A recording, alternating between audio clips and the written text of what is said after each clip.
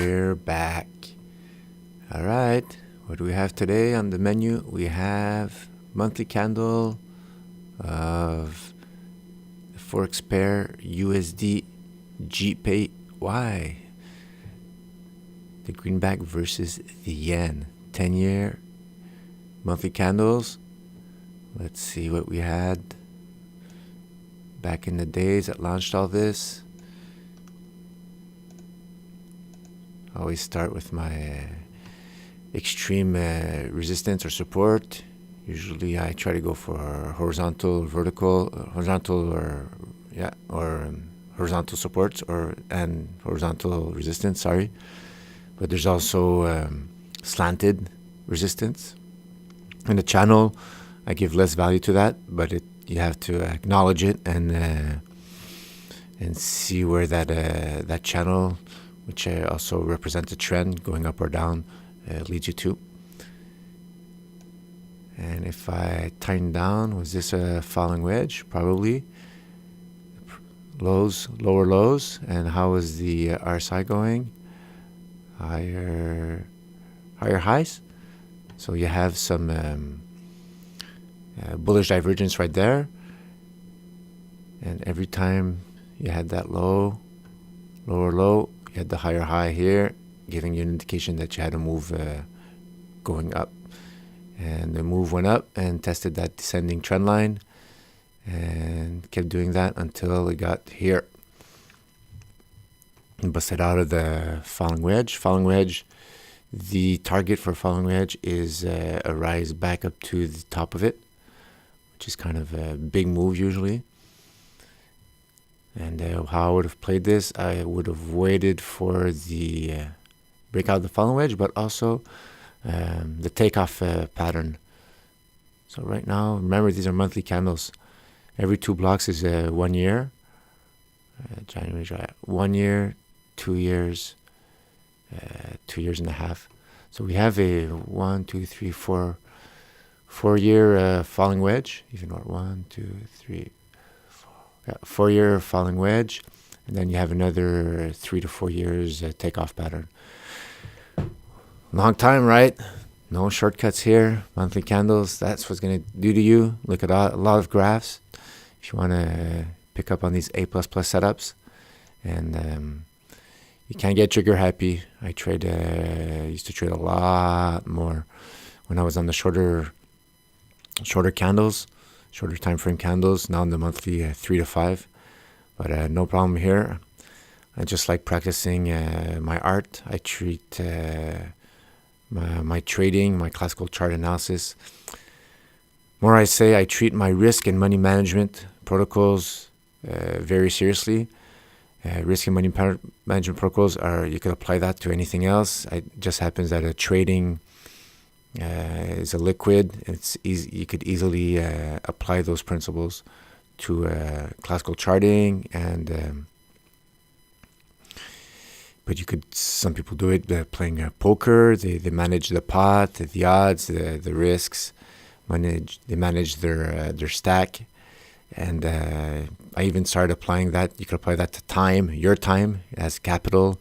How much time of you have is your time during the day, for example, and each hour you spend.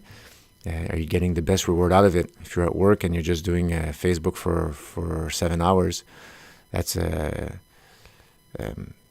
high risk to not much reward.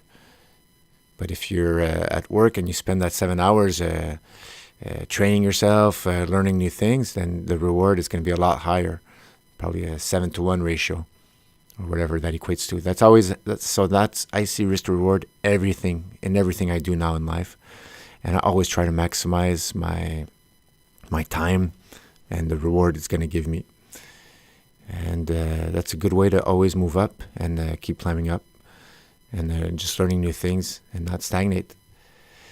All right, that's enough of that philosophy. This is the target for the falling wedge. And after that, we had the launching pattern right here. It's showing a little arrow going up, height to bottom. Copy the trend line, and you had the breakout candle here, and the next month the target was attained for that pattern, launching pattern. You could have also said that I'm going to play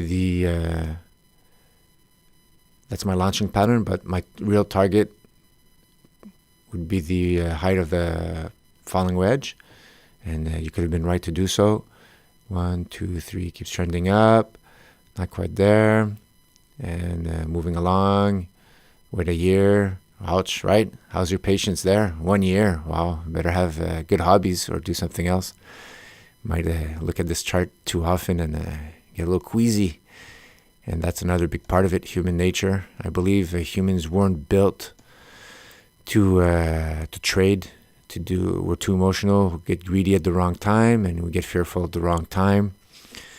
Really against human nature to be profitable in when it's about money.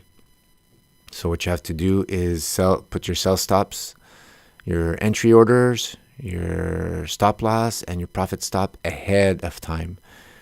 And then you just lock and load and move on. Don't even look at the chart anymore. Or you could look at it, but only if you're a robot, if you have no emotions attached to it, and just move on and look for other A++ setups. That's my advice for that. And even in the meanwhile, while it was consolidating, you see another pattern was setting up, sending a triangle, and test, breakout. So that's going to happen on the monthly candle chart. And on bigger patterns, there's going to be more intermediate patterns giving way to the final target. It's like you could see that as a negotiation. So the price is getting there. Oh, wait, let's go back to renegotiation table. And then there's a hash out through a pattern. Okay. All right. Okay, you're right. Let's stick with the original deal. And then off we go. And that target, that second launching pattern, in 1-2 months, you would have reached your target, your previous target. Time moves on, and then you have no targets in place. You see here some more patterns. This pattern giving way to this one, to this target, and then you have a wall here. A wall is previous resistance turn support, or previous support turn resistance. And it'll just slow you down towards your target, or even slow you down to the point that the price action reverts and you just go in the opposite direction.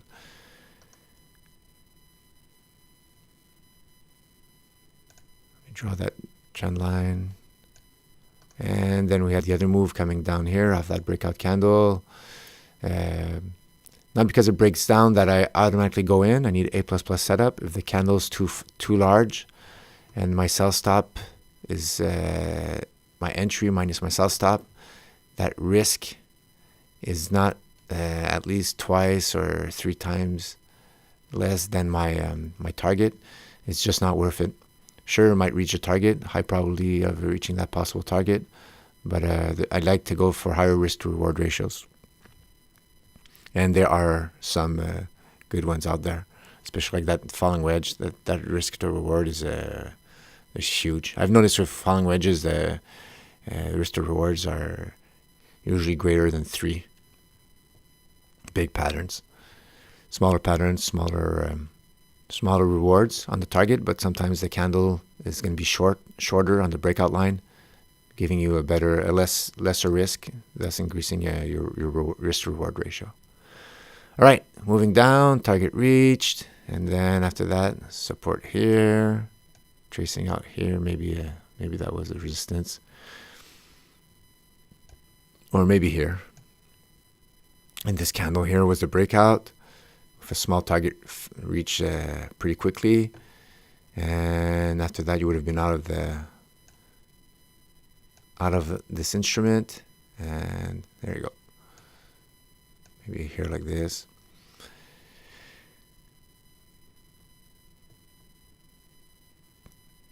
Do we have, and that's where we are today. Let me just move the margin. Give me some black space, some room to think. And right now what I see is 2 possible moves. Either you have, which we're not there yet. If you have a close above 117, I'm just going to put an alert. Alert right here.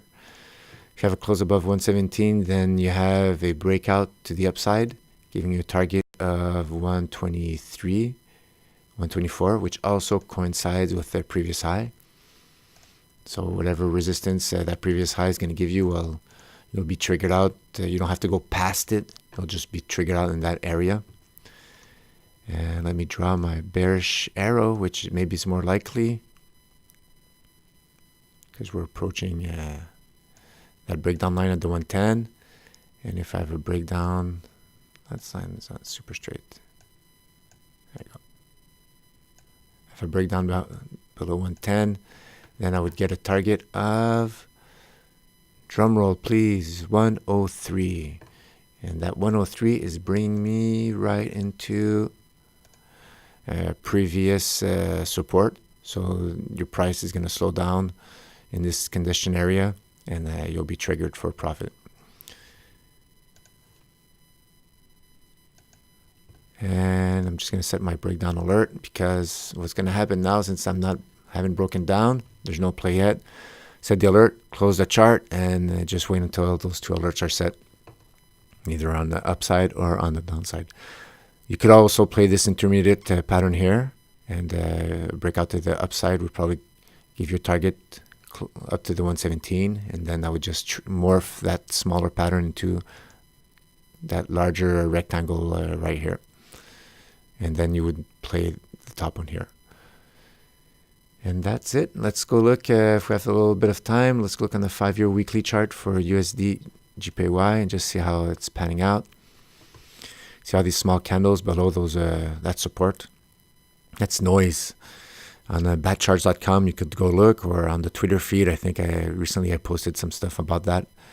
And go check out my important concept of noise reduction using the monthly candles here also. Well, you could have think this was a breakdown, but see, on the weekly you would have drawn a line here, and you would have said, maybe this is a breakdown below support. I'm in, go back up, and hopefully have a sell stop to put a breach on that capital loss.